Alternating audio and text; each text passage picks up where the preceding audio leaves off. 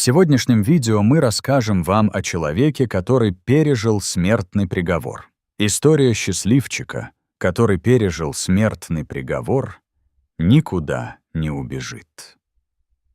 Вы ее услышите через несколько минут, но для начала давайте немного поговорим о самом смертном приговоре. На сегодняшний день более 50 стран практикуют этот вид наказания.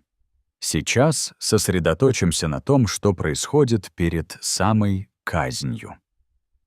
Для примера глянем, как это обстоит в США, где смертная казнь применяется достаточно широко и часто. Преступнику уже вынесли приговор, но он знает дату, и как раз приходит его день, а точнее последние часы. За сутки преступника переводят в так называемый дом смерти.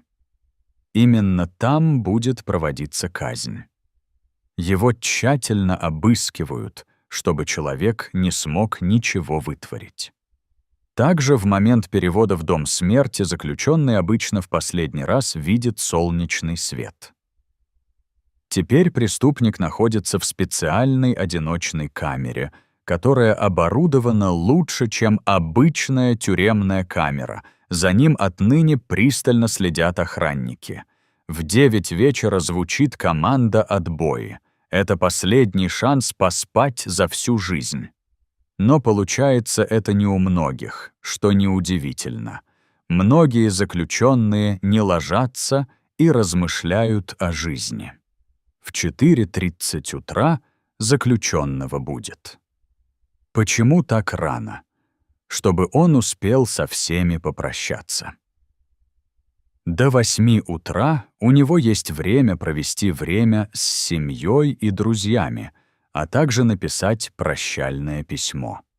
Также заключенным дают право поговорить со священником или психологом. За 12 часов до исполнения приговора комнату смерти проверяют, чтобы все работало как надо. В 10:30 заключенный получает свой последний обед. Около 3 его обревают, если планируется казнь на электрическом стуле, а также выдают одежду, в которой его казнят. После этого наступает время последней трапезы. Заключенный имеет право заказать буквально все, что угодно в рамках той или иной страны и тюрьмы, и его просьбу обязаны выполнить. Он может поесть то, чего не ел уже много лет, а может заказать кучу всего и не притронуться к еде. Таким способом некоторые заключенные портят настроение сотрудникам тюрьмы, заставляя тех работать впустую.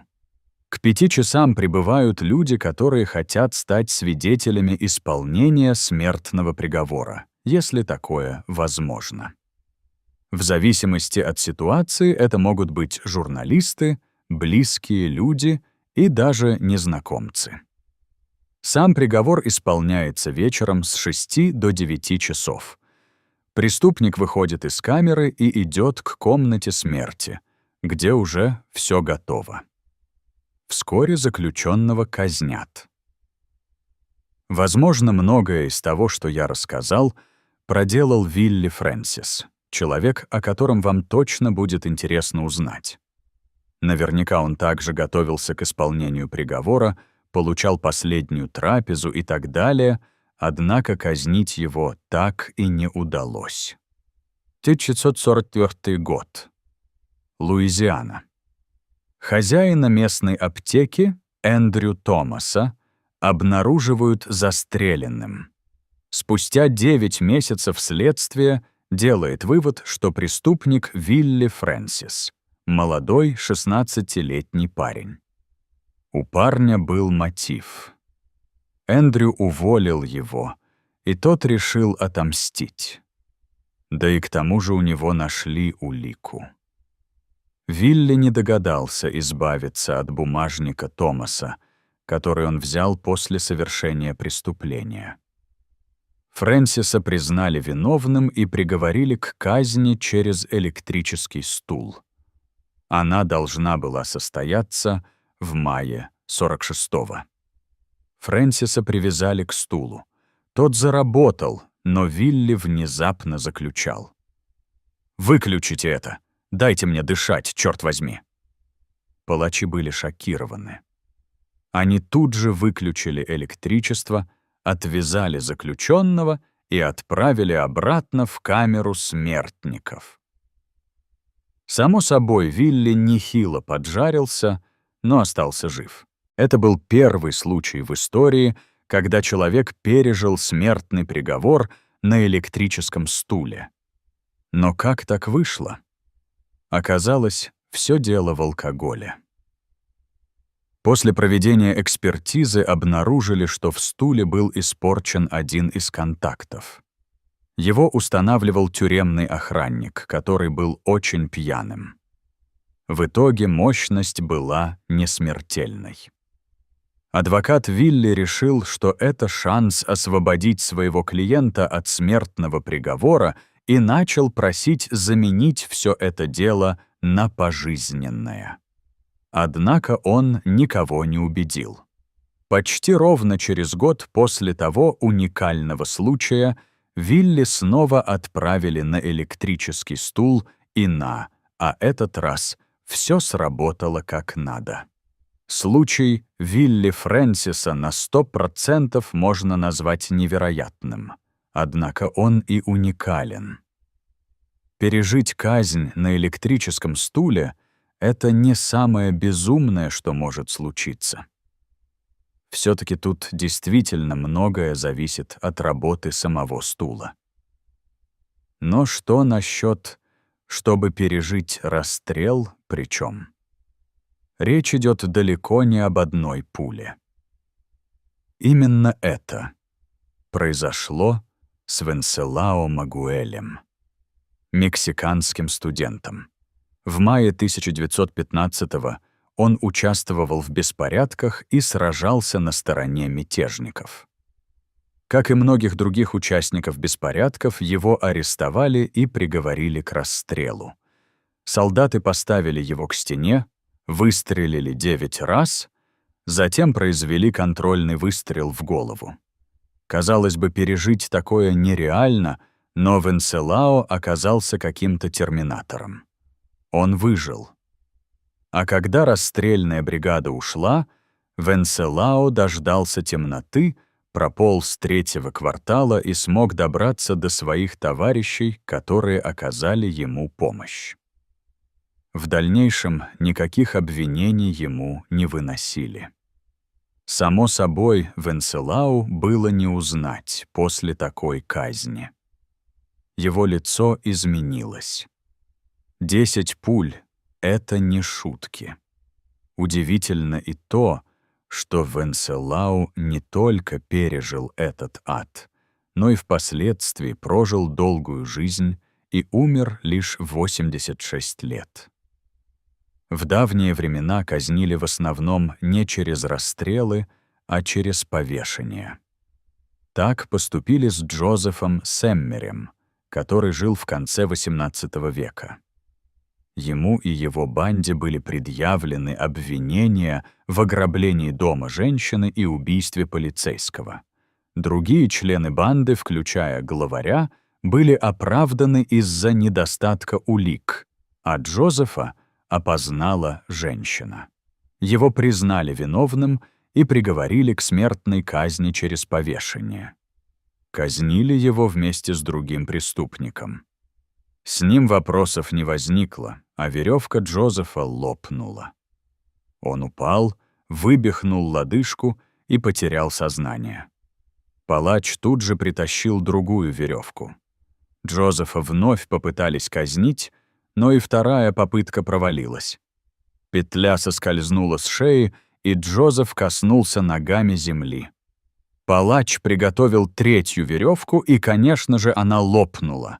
Сэмюэль упал на землю и споткнулся, пытаясь избежать приземления на уже выдохнутую лодыжку. Говорят, кому суждено быть повешенным, не утонет. Так тут все наоборот. Даже люди, которые наблюдали за казнью, начали просить перестать издеваться над Джозефом и отпустить его. К месту казни прибыл местный губернатор. Он изучил ситуацию и изменил приговор преступника на пожизненное. Джон Генри Джордж Ли. Нечто похожее произошло с человеком с таким длинным именем. Вдаваться в подробности его преступления не хочется. Оно было достаточно жутким. За такое в те времена, а было это в 1800-х, казнь была гарантирована.